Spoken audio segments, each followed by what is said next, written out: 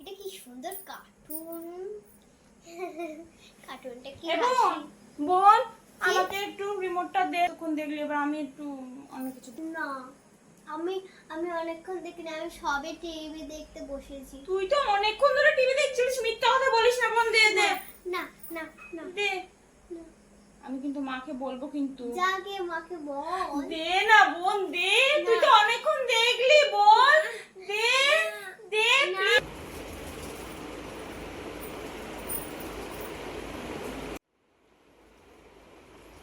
আজকে তো এই দিদির নতুন জামাটা পরে খুব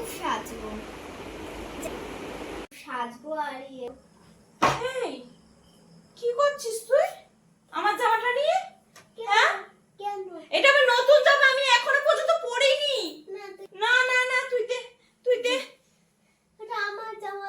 এনে বোন, মা পাঠিয়েছে, আর এটা আমার জন্য। ঠিক আছে।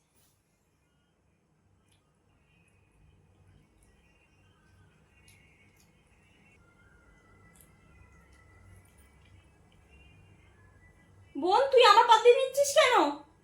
না আমি নিইনি। তুই নিসনি না, আমার চোখের সামনে দিয়ে নিচ্ছিস আর নিসনি। দে, এটা আমার।